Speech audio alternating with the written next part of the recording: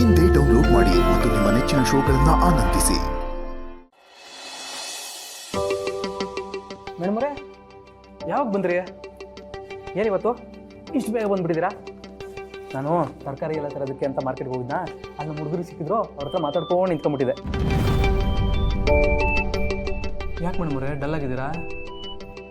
ನಾನು ಅವ್ವ ಬಂದು ಹಂಗೆಲ್ಲ ಮಾತಾಡೋದು ಅಂತ ಬೇಜಾರ? ಇಲ್ಲ ಸಿದ್ದು ಅವರೇ, ಅದು ನನ್ನನ್ನು ಕೆಲಸದಿಂದ ತೆಗೆದುಬಿಟ್ರು. ಏನು ಹೇಳ್ತಿದ್ದಾರೆ ಮೇಡಮ್ರೆ? ಯಾಕಂತೆ? ಗೊತ್ತಿಲ್ಲ ಸಿದ್ದು ಅವರೇ, ಅವರಿಗೆ ನಾನು ಕೆಲಸ ಮಾಡ್ತಿದ್ದು ಇಷ್ಟ ಇಲ್ಲ ಅನಿಸುತ್ತೆ, ಅದಕ್ಕೆ ಬರೋದು ಬೇಡ ಅಂತ ಹೇಳಿಬಿಟ್ರು. ಅದು ಯಾವ ಮೇಡಮ್ ಅವರೇ ನನ್ನವನು? ಬನ್ನಿ, ಅದೇನೋ ಅಂತ ವಿಚಾರಿಸಮ್ಮ. ಸಿದ್ದು ಅವರೇ, ಈಗ ಅಲ್ಲಿ ಹೋಗಿ ಮಾತಾಡಿ ಪ್ರಯೋಜನ ಇಲ್ಲ. ನನಗೆ ಕೆಲಸ ಕೊಟ್ಟಾಗಲೇ ಅವರು ಒಂದು ಅಗ್ರಿಮೆಂಟ್ ಕೊಟ್ಟಿದ್ರು, ಅದರಲ್ಲಿ ಒಂದು ಪಾಯಿಂಟ್ ಇತ್ತು, ಅವ್ರಿಗೆ ಯಾವಾಗ ಬೇಕಾದರೂ ನನ್ನನ್ನು ಕೆಲಸದಿಂದ ತೆಗಿಬೋದು ಅಂತ. ಈಗ ಹೋಗಿ ಮಾತಾಡಿದ್ರೆ ಏನೂ ಉಪಯೋಗ ಇಲ್ಲ. ಹೋಗ್ಲಿ ಬಿಡಿ ಮೇಡಮ್ ಅವರೇ, ಏನು ಅದೊಂದೇ ಕೆಲಸನ ಪ್ರಪಂಚದಲ್ಲಿರೋದು? ಬೇರೆ ಕೆಲಸ ನೋಡ್ಕೊಂಡ್ರಾಯ್ತು. ಸಿದ್ದು ಅವರೇ, ಇನ್ನು ಮುಂದೆ ಕೆಲಸಕ್ಕೆ ಹೋಗೋದು ಬೇಡ ಅಂತ ಅಂದ್ಕೊಂಡಿದ್ದೀನಿ. ಇನ್ನೊಬ್ಬರಿಗೆ ಕೆಲಸ ಮಾಡಿದ್ರೆ ಅವ್ರು ಯಾವಾಗ ಬೇಕಾದರೂ ನಮ್ಮನ್ನು ತೆಗೆದು ಹಾಕ್ಬೋದು. ಅದಕ್ಕೆ ನಾವಿಬ್ಬರೇ ಒಂದು ಚಿಕ್ಕ ಬಿಸ್ನೆಸ್ ಶುರು ಮಾಡೋಣ ಅಂತ ಅಂದ್ಕೊಂಡೆ. ಐಡಿಯಾ ಏನೋ ಚೆನ್ನಾಗದೆ, ಆದರೆ ವ್ಯಾಪಾರ ಮಾಡೋದಕ್ಕೆ ನಮ್ಮ ಹತ್ರ ದುಡ್ಡಿಲ್ವಲ್ಲ ಮೇಡಮ್ರೆ. ಅದಕ್ಕೆ ಶುರು ಮಾಡೋದಕ್ಕಾದರೂ ಇನ್ವೆಸ್ಟ್ಮೆಂಟ್ ಅದು ಬೇಕಲ್ವಾ? ಹಾಗಂತ ತುಂಬ ಜಾಸ್ತಿ ದುಡ್ಡು ಹಾಕಿ ಇನ್ವೆಸ್ಟ್ ಮಾಡೋಣ ಅಂತ ಏನು ಅಂದ್ಕೊಂಡಿಲ್ಲ ನಾನು. ನನ್ನ ಕೈಲಾದಷ್ಟು ಒಂದು ಸಣ್ಣ ಇನ್ವೆಸ್ಟ್ಮೆಂಟ್ ಹಾಕಿ ಒಂದು ಚಿಕ್ಕ ಬಿಸ್ನೆಸ್ ಶುರು ಮಾಡೋಣ ಅಂತ ಅಂದ್ಕೊಂಡೆ. ಹಾಗಾದರೆ ನಿಮ್ಮ ತಲೆಯಲ್ಲಿ ಏನೋ ಇದೆ ಅಂತ ಆಯಿತು. ಸರಿ, ಅದೇನೋ ಅಂತ ಬೇಗ ಹೇಳಿ. ವರ್ಕೌಟ್ ಆಗೋದಾದರೆ ನಾಳಿಂದನೇ ಶುರು ಮಾಡಮ್ಮ. ಅದು ಹೇಗಿದ್ರು ನನಗೆ ಅಮ್ಮ ಟೈಲರಿಂಗ್ ಹೇಳ್ಕೊಟ್ಟಿದ್ದಾರೆ. ಮನೆಗೆ ಒಂದು ಮಷೀನ್ ತಂದಿಟ್ರೆ ಬಟ್ಟೆ ಹೊಲ್ದು ಕೊಡ್ಬೋದು, ಇಲ್ಲಾಂದರೆ ಪೇಪರಲ್ಲಿ ಪ್ಯಾಕೆಟ್ ಮಾಡಿಬಿಟ್ಟು ಅಂಗಡಿಗಳಿಗೆ ಮಾರ್ಬೋದು. ಮೇಣದ ಬತ್ತಿ, ಅಗರಬತ್ತಿ, ಹಪ್ಪಳ, ಉಪ್ಪಿನಕಾಯಿ ಇಂಥದ್ದೆಲ್ಲ ಮಾಡ್ಬೋದು. ಇಲ್ಲಾಂದರೆ ನೀವು ಒಂದು ಕ್ಯಾಂಟೀನ್ ಓಪನ್ ಮಾಡಿಬಿಟ್ಟು ಬೆಳಗ್ಗೆ ತಿಂಡಿ ಮಧ್ಯಾಹ್ನ ಊಟ ಮಾಡ್ಕೊಡ್ಬೋದು. ಇಷ್ಟೆಲ್ಲ ಮಾಡ್ಬೋದು. ಇದರಲ್ಲಿ ನಾವು ಯಾವ್ದು ಮಾಡಬಹುದು ಅಂತ ಸೆಲೆಕ್ಟ್ ಮಾಡಬೇಕಷ್ಟೆ. ಮೇಡಮ್ ಅವರೇ, ನೀವು ಹೇಳ್ತಿರೋದು ನೋಡಿದ್ರೆ ನಾವು ಇನ್ನೊಬ್ರು ಕೈ ಕೆಳಗಡೆ ಕೆಲಸ ಮಾಡೋ ಅವಶ್ಯಕತೆನೇ ಇಲ್ಲ. ನಮ್ಮ ಕಾಲ ಮೇಲೆ ನಾವು ಸ್ವಂತವಾಗಿ ನಿಂತ್ಕೊಂಡು ದುಡಿಯೋಕ್ಕೆ ಇಷ್ಟೊಂದು ಅವಕಾಶಗಳವೆ. ಆದರೂ ಜನಗಳು ಇನ್ನೊಬ್ಬರ ಹತ್ರ ದುಡಿಯೋಕ್ಕೆ ಏನು ಕೊಯ್ತಾರೆ ಅನ್ನೋದೇ ಗೊತ್ತಿಲ್ಲ. ಅದೆಲ್ಲ ಅವ್ರವ್ರ ಪರಿಸ್ಥಿತಿ ಸಿದ್ದು ಅವರೇ. ಕೆಲವೊಬ್ಬರಿಗೆ ರಿಸ್ಕ್ ತೊಗೊಳಕ್ಕೆ ಇಷ್ಟ ಇರಲ್ಲ, ಕೆಲವೊಬ್ಬರಿಗೆ ನಮ್ಮ ಥರ ಬಂಡವಾಳ ಇರಲ್ಲ, ಕೆಲವೊಬ್ಬರಿಗೆ ಸಪೋರ್ಟೇ ಇರಲ್ಲ. ಅದರಲ್ಲೂ ಎಲ್ಲರೂ ಬಿಸ್ನೆಸ್ಸಿಗೆ ಇಳಿದ್ಬಿಟ್ರೆ ಬೇರೆ ಕೆಲಸ ಎಲ್ಲ ಯಾರು ನೋಡ್ಕೋತಾರೆ ಹೇಳಿ? ನೀವು ಹೇಳೋದು ಸರಿನೇ ಮೇಡಮ್ ಅವರೇ. ನಮ್ಮ ಅನುಕೂಲಕ್ಕೆ ತಕ್ಕಂಗೆ ನಾವು ಇದನ್ನೆಲ್ಲ ನೋಡ್ಕೋಬೇಕು.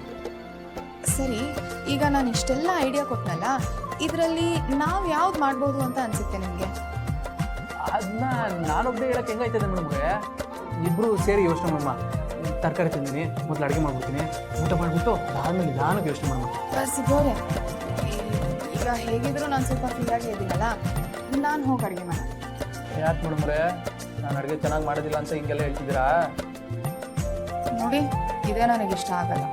ನೀವೇನೋ ಹೊರಗೆ ಹೋಗ್ಬಿಟ್ಟು ಓಡಾಡ್ಕೊಂಡು ಬಂದಿದ್ದೀರಾ, ಸುಸ್ತಾಗಿರ್ತೀರಾ, ನಾನು ಮಾಡೋಣ ಅಂತ ಹೇಳಿದ್ರೆ ನೀವು ಈಗ ಮಾತಾಡೋದು? ಅಯ್ಯೋ, ಕೋಪ ಟಕ್ಕಂತ ಬಂದ್ಬಿಡ್ತದೆ. ಸರಿ ತಗೊಳ್ಳಿ, ನೀವೇ ಅಡುಗೆ ಮಾಡಿ, ನಾನು ನಿಮಗೆ ಅಡುಗೆಗೆ ಸಹಾಯ ಮಾಡ್ತೀನಿ. ಇಬ್ಬರು ಸೇರಿ ಮಾಡಿದ್ರೆ ಅಡುಗೆ ಬೇಗ ಆಗ್ಬಿಡ್ತದೆ, ಜೊತೆಗೆ ರೊಮ್ಯಾಂಟಿಕ್ ಆಗಿರುತ್ತೆ. ಎಲ್ಲ ಏನು ಕಮ್ಮಿ ಇಲ್ಲ, ಕೊಡಿ.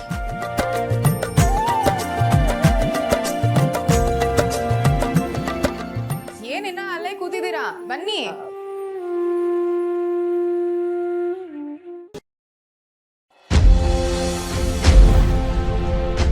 ಲಕ್ಷ್ಮಿ,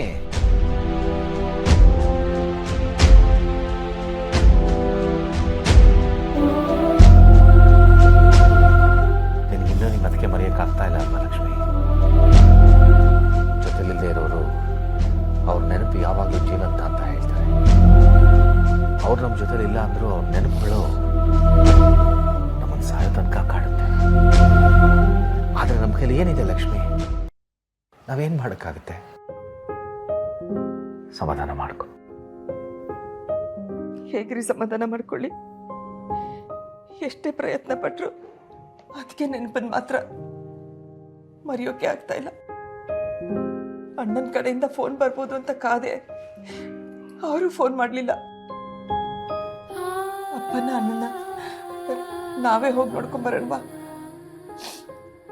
ನಾನು ಇಷ್ಟೆಲ್ಲ ಹೇಳಿದ್ರು ನಿನಗೇನು ಅರ್ಥ ಆಗ್ತಾ ಇಲ್ಲ ಅಲ್ವಾ? ನಾನು ಅಲ್ಲೂ ಹೋಗೋದು ಬೇಡ ಅಂತ ಹಠದಿಂದ ಹೇಳ್ತಾ ಇಲ್ಲ. ಹೋದಾಗ ಏನಾಯ್ತು ಅಂತ ಯೋಚನೆ ಮಾಡಿ ನೋಡು.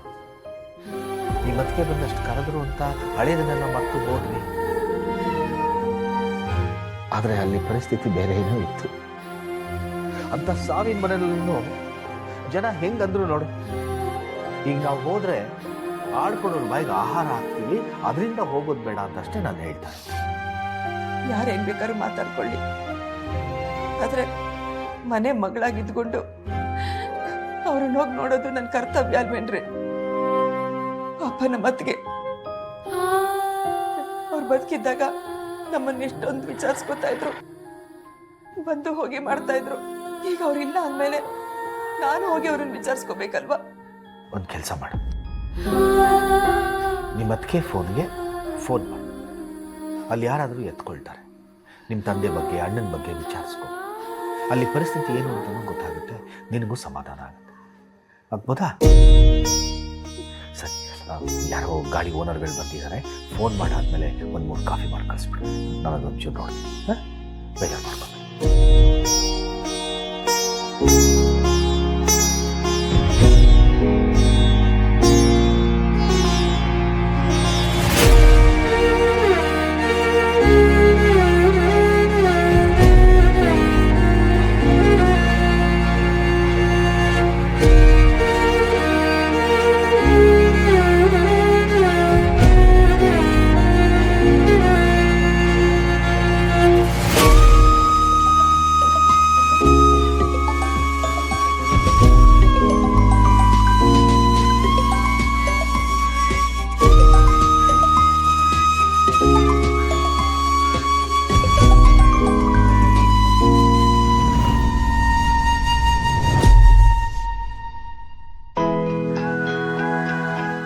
ಹೇಗಿದ್ಯಣ್ಣ?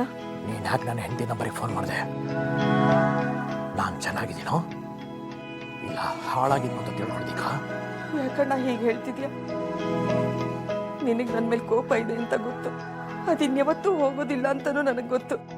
ಗೊತ್ತಾದ್ಮೇಲೆ ಯಾಕೆ ಫೋನ್ ಮಾಡಿದೆ? ಹೇಳು ಫೋನು. ಅಣ್ಣ, ಒಂದು ನಿಮಿಷ ನನ್ನ ಮಾತು ಕೇಳೋಣ. ನಾವತ್ತು ನಿಮ್ಮ ಮನೆಗೆ ನಾವೇ ಬರಬೇಕು ಅಂತ ಬಂದಿದ್ದಲ್ಲ, ಅದಕ್ಕೆ ನನ್ನ ಹತ್ರ ಭಾಷೆ ತಗೊಂಡ್ರು. ನಮ್ಮನೇಲಿ ಇವ್ರ ಹತ್ರ ಮಾತಾಡಿ ಬರಲೇಬೇಕು ಅಂತ ಹಠ ಮಾಡಿದ್ರು. ನಾನು ಇವ್ರನ್ನ ಒಪ್ಸಿ ಬಲವಂತವಾಗಿ ಕರ್ಕೊಂಡು ಬಂದೆ.